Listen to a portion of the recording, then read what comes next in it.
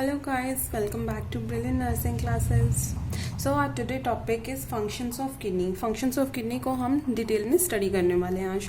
So video को starting से लेकर एंड तक ज़रूर देखें और अगर आपको वीडियो अच्छा लगे तो लाइक करें, शेयर करें एंड कमेंट करें and don't forget to subscribe my channel. So बिना देरी करें हम हमारा टॉपिक स्टार्ट करते हैं. Okay, so functions of kidney. Kidney के मेनली 6 फंक्शंस होते हैं. Okay, so first function is formation of urine. Second is water balance and urine output. Third one is electrolyte balance. Fourth is sodium and potassium balance. Fifth is calcium balance. Sixth function is pH balance. So ये main functions है kidney के. Okay, formation of urine, water balance, urine output and electrolyte balance, sodium and potassium balance, calcium balance and pH balance. हम इनको one by one करके detail में study करने वाले हैं. Okay, so be with me. Okay, so formation of urine. Formation of urine की 3 process आती है. Number 1 is filtration, second process is selective reabsorption and third one is tubular secretions. Number 1 is filtration, selective reabsorption and tubular secretions.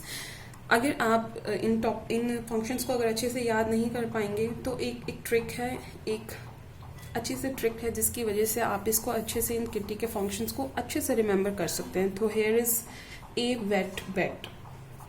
A wet bed. A से होगा acid and acid base balance. W stands for water balance. Kidney हमारा water balance भी करेगी. E से electrolyte balance. T से toxic removal. Toxics में जो भी टॉक्सिक्स होते हैं, हार्मफुल होते हैं, यूरिया वगैरह, यूरिक एसिड, उन सबको रिमूव करती है हमारी बॉडी से. सो B ब्लड प्रेशर को कंट्रोल. किडनी के अंदर हमारा एल्डोस्टेरोन, ये सब हार्मोन्स होते हैं जिनके थ्रू जो है एल्डोस्टेरोन हो गया या फिर एंजियोटेंसिन कन्वर्टिंग एंजाइम्स हो गए जिनके थ्रू हमारी किडनी जो है ब्लड प्रेशर को कंट्रोल में रखती है. So B is for blood pressure control. E is for making erythropoietin. Erythropoietin का मीनिंग होता है कि किडनी हार्मोन को सिक्रीट करती है, उसके थ्रू जो न्यू रेड ब्लड सेल्स हैं उनकी फॉर्मेशन होती है. So E stands for making erythropoietin. D is for vitamin D metabolism. So ये कितना इजी है ना. A wet bed, ये आपको याद रखने में बहुत इजी होगा. A से एसिड एंड बेस बैलेंस बनाती है, वाटर बैलेंस करती है, इलेक्ट्रोलाइट बैलेंस करती है, टॉक्सिक को रिमूवल करती है, ब्लड प्रेशर कंट्रोल करता है, और E से making erythropoietin. D stands for vitamin D metabolism. Okay, so here is the formation of urine. Urine का फॉर्मेशन वैसे कैसे होगा? सबसे पहले किडनी क्या करेगी? यूरिन को फॉर्म करेगी. किडनी यूरिन की फॉर्मेशन करती होती है. यूरिन की फॉर्मेशन करने के बाद किडनी से यूरिन जो है वो ट्रैवल करता है, रीनल पेल्विस को क्रॉस करता हुआ यूरेटर में एंटर करता है. यूरेटर के अंदर एंटर करेगा. यूरेटर एक पाथवे है, एक रास्ता है जिसके थ्रू किडनी से यूरिन ब्लैडर तक जाता है. ब्लैडर में जाके यूरिन टेम्परेरी टाइम के लिए, थोड़े से समय के लिए स्टोर होते हैं, स्टोरेज होता है.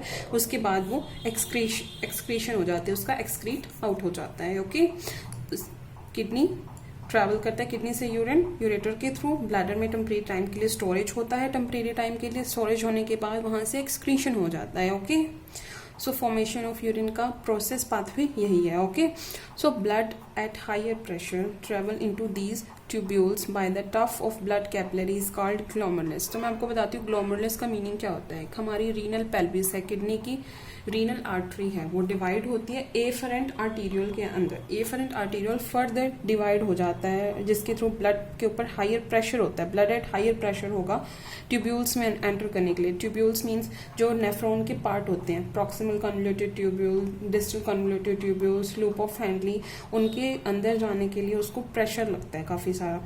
तो वहीं पर एफरेंट आर्टीरियल को क्रॉस करता हुआ वो फर्दर डिवाइड हो जाता है, सब डिवीजन हो जाता है in the tuft of capillaries. Tough means होता है गुच्छा, गुच्छे के अंदर डिवाइड हो जाता है, उसको हम बोलते हैं glomerulus. Okay, so composition of urine depends upon, हमारी कंपोजिशन है यूरिन की. कंपोजिशन यूरिन कैसे बनेगा, that depends upon many things. वो काफी चीजों पे डिपेंड करते हैं कि यूरिन कैसा होगा. So exchange of substances between the nephron and capillaries. Nephron और कैपिलरीज के बीच में एक्सचेंज होगा.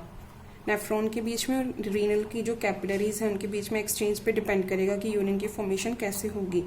वेस्ट प्रोडक्ट की एक्सक्रीशन पे, कि कितना बॉडी से वेस्ट प्रोडक्ट यूरिन के थ्रू निकला है, उस पर भी डिपेंड करेगा कि यूरिन की कंपोजिशन कैसी है.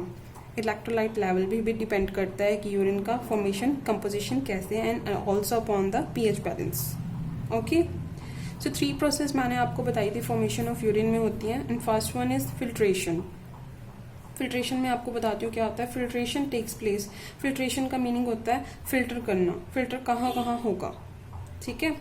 सो फिल्ट्रेशन हम देखते हैं। सो ये एफरेंट आर्टीरियोल है, मैंने आपको बताया था एफरेंट आर्टीरियोल सब डिवाइड होता है in the tuft of capillaries जिसको हम बोलते हैं ग्लोमेरुलस, देन इट अगेन सब divides into efferent arteriole, okay.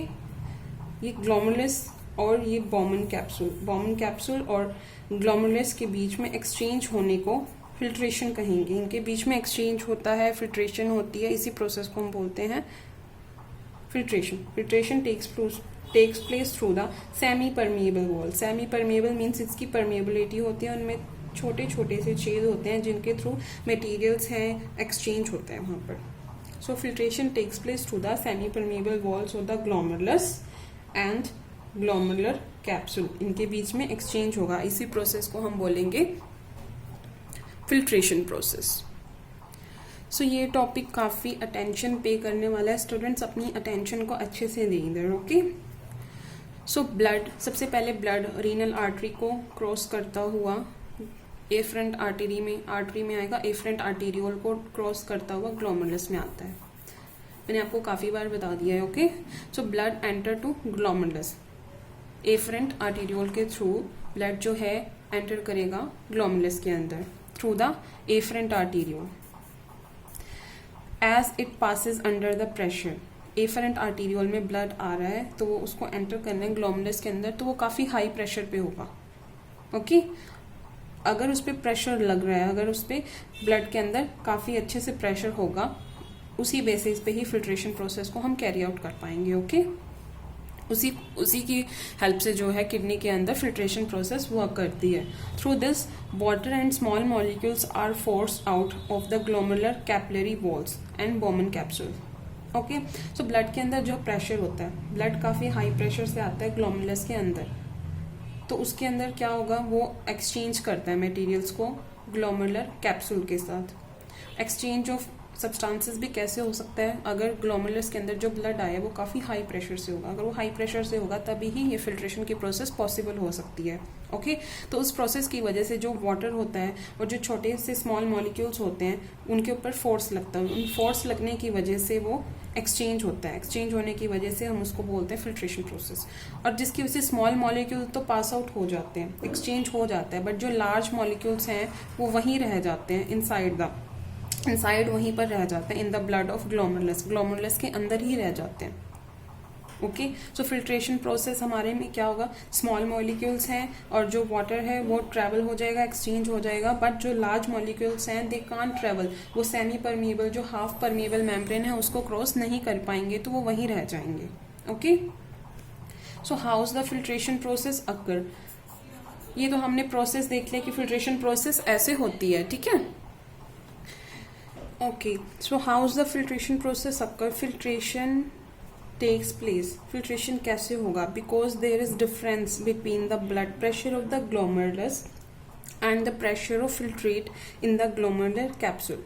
सो होता क्या है, जब एक्सचेंज ऑफ मटेरियल हो जाता है, ठीक है, उसके बाद जो कुछ पीसेस पार्टिकल्स रह जाते हैं ग्लोमेरुलस के अंदर, उसको हम बोलते हैं फिल्ट्रेट। फिल्ट्रेट मतलब वो मटेरियल जो एक्सचेंज नहीं हो पाता है, उसको हम बोलते हैं फिल्ट्रेट, ओके। एक हो गया filtration takes place because there is difference between the blood pressure, एक तो ग्लोमेरुलस के अंदर जो प्रेशर होगा, ठीक है, blood pressure of glomerulus, and second one is pressure of filtrate. Pressure of filtrate मतलब जो मटेरियल वहां पर रह जाएगा, जो एक्सचेंज नहीं हो पाता, ओके, उनके बीच के डिफरेंस को हम बोलते हैं फिल्ट्रेशन प्रोसेस। मैं आपको अच्छे से डिटेल में बता रही हूँ, बट अभी एक बार आप मीनिंग देख लीजिए, blood pressure of glomerulus and the pressure of filtrate in the glomerular capsule. Blood pressure in the glomerulus, glomerulus के अंदर क्या ब्लड प्रेशर है, and pressure of filtrate in the glomerular capsule, glomerular capsule के बीच में filtrate का pressure कितना है, उन दोनों के डिफरेंस को हम बोलते हैं फिल्ट्रेशन प्रोसेस, उसी को हम फिल्ट्रेशन प्रोसेस कहते हैं। सो यहाँ ये बोल रहे हैं कि because of efferent arteriole is narrower than the afferent arteriole. Pressure difference कैसे आएगा, प्रेशर डिफरेंस आता है जब हमारी जैसे रीनल आर्टरी है वो डिवाइड हो जाता है एफरेंट आर्टीरियोल में, एफरेंट आर्टीरियोल डिवाइड होता है, सब डिवीजन होती है ग्लोमेरुलस के बीच में, ग्लोमेरुलस के थ्रू इफरेंट आर्टीरियोल आता है, इफरेंट आर्टीरियोल्स में डिवाइड हो जाता है। सो वहाँ पर क्या हो जाता है, वहाँ प्रेशर डिफरेंस हो जाता है। So because efferent arteriole is narrower than the afferent arteriole, यही मेन रीजन होता है इसका। ओके, सो जो मैंने आपको बोला था डिटेल में मैं आपको बता रही हूँ। अब फिल्ट्रेशन प्रोसेस करने के लिए हमने 3 मेन चीज़ेस पे ध्यान देना है, 3 मेन चीज़ पे ध्यान देना है। So blood pressure in the glomerulus, जो हमारा ग्लोमेरुलस के अंदर ब्लड प्रेशर होता है उसको हम बोलते हैं capillary hydrostatic pressure, capillary hydrostatic pressure. और वो कितना होता है 55 mm of Hg, means 55 mm Hg इसका कैपिलरी हाइड्रोस्टैटिक प्रेशर होता है। उसको अपोजिशन में, उसके अपोजिट कौन से प्रेशर आते हैं जिनके थ्रू फिल्ट्रेशन प्रोसेस हमारी हो पाती है। Okay, so capillary hydrostatic pressure is 55 mm of Hg, इसको हम बोलते हैं blood pressure in the glomerulus, उसका नाम ही है कैपिलरी हाइड्रोस्टैटिक प्रेशर। तो उसके अपोजिशन में कौन कौन से प्रेशर आ रहे हैं, osmotic pressure and filtrate hydrostatic pressure. Okay, तो hydrostatic pressure 30 mm of Hg होता है, फिल्ट्रेट हाइड्रोस्टैटिक प्रेशर है वो 15 mm of Hg होता है। तो ये 30 mm of Hg है, ये इसका ऑस्मोटिक प्रेशर, ये कौन सा प्रेशर है, this is the pressure mainly by the large molecule. हमने पढ़ा था स्मॉल मॉलिक्यूल एंड वाटर जो है वो एक्सचेंज हो जाते हैं बॉमन कैप्सूल और ग्लोमेरुलस के बीच में। उसके बाद जो लार्ज मटेरियल, लार्ज मॉलिक्यूल रह जाता है उसको हम ऑस्मोटिक प्रेशर के अंदर काउंट करते हैं, and that is 30 mm of Hg। Okay, and filtrate hydrostatic pressure of filtrate in the glomerulus capsule। Filtration process होने के बाद जो मटेरियल वहां पर रह जाता है, रिमेनिंग मटेरियल, उसको हम बोलेंगे filtrate material, filtrate pressure, that is filtrate hydrostatic pressure, and it is 15 mm of Hg होता है, ये 15 mm Hg होता है। सो नेट फिल्ट्रेशन प्रेशर कितना आता है हमारा, इधर आएगा हमारा capillary hydrostatic pressure, that is 55 mm of Hg। इसकी अपोजिशन में हम कैसे करेंगे, 30 + 15, इन दोनों को हम प्लस कर देते हैं, देन ये होगा हमारा 45। सो 55 में से 45 माइनस करेंगे, that is 10 mm of Hg। इसके थ्रू ही हम ये फिल्ट्रेशन प्रोसेस कंप्लीट करते हैं। Understand, I hope you will understand. So we are moving to next part. Okay, so guys second portion is selective reabsorption. ये थोड़ा उससे ये bit easy. Okay, most of reabsorption from the filtrate back into the blood takes place into the proximal convoluted tubule। proximal convoluted tubule पे हमारी reabsorption होती है। Reabsorption का meaning मैं बता रही हूँ कि जो भी किडनी ने अपना वेस्ट निकाल रहा है, वेस्ट अपना जनरेट कर रहा है, उसके बाद नेफ्रॉन में एंट्री करने पर प्रॉक्सिमल कन्वोल्यूटेड ट्यूबल में रीअब्जॉर्प्शन होती है। वापस में वहाँ पे चेक किया जाता है कि ये मटेरियल सच में पास आउट करने वाला है या नहीं है। तो प्रॉक्सिमल कन्वोल्यूटेड ट्यूबल वहाँ पे रीअब्जॉर्प्शन प्रोसेस कैरी आउट करता है, जिसके थ्रू जितनी भी नीडेड पार्टिकल्स होते हैं, मटेरियल्स होता है, उसको हम अब्जॉर्प्शन को रीअब्जॉर्ब कर लेते हैं, वापस से सोख लेते हैं और उसको हमारे ब्लड में वापस दे देते हैं। तो इसको हम बोलते हैं सिलेक्टिव मतलब हम कुछ चीज़ों को सिलेक्ट करके हम उसको वापस भेजेंगे ब्लड में, बिकॉज वो हमारे लिए ज़रूरी होंगी चीज़ें। ओके, सो पीसीटी प्रॉक्सिमल कन्वोल्यूटेड ट्यूबल में हम कौन कौन से मटेरियल को सिलेक्ट करके रीअब्जॉर्प्शन करते हैं, वाटर को, इलेक्ट्रोलाइट्स को, न्यूट्रिएंट्स को और ग्लूकोज को, इन सब चीज़ों को हम रीअब्जॉर्प्शन कर लेते हैं in the PCT means proximal convoluted tubule. अच्छा, उसके बाद हम आगे चलते हैं। ठीक है, आगे तो 100% हमारी किडनी ने दे दिया था। किडनी में से हमने क्या किया, इस एरिया पे प्रॉक्सिमल कन्वोल्यूटेड ट्यूबल पे हम इधर इन चीज़ों को रीअब्जॉर्प्शन कर लेते हैं। तो उसके बाद 60 to 70% मटेरियल फिल्ट्रेट वो लूप ऑफ हैनले तक जाता है। ओके, लूप ऑफ हैनले पर जाने के बाद वाटर, सोडियम एंड क्लोराइड्स को हम लूप ऑफ हैनले में रीअब्जॉर्ब कर लेते हैं। Reabsorption process loop of Henle पे होगी, वहां पर वाटर, सोडियम और क्लोराइड को रीअब्जॉर्प्शन करेंगे। देन 15 to 20% ये ओरिजिनल फिल्ट्रेट डीसीटी यानी कि डिस्टल कन्वोल्यूटेड ट्यूबल तक जाता है। डिस्टल कन्वोल्यूटेड ट्यूबल में जाने के बाद जो बहुत सारे इलेक्ट्रोलाइट्स होते हैं, सोडियम होते हैं, इनकी एब्जॉर्प्शन कैरी आउट होती है इन द डीसीटी यानी कि डिस्टल कन्वोल्यूटेड ट्यूब्यूल।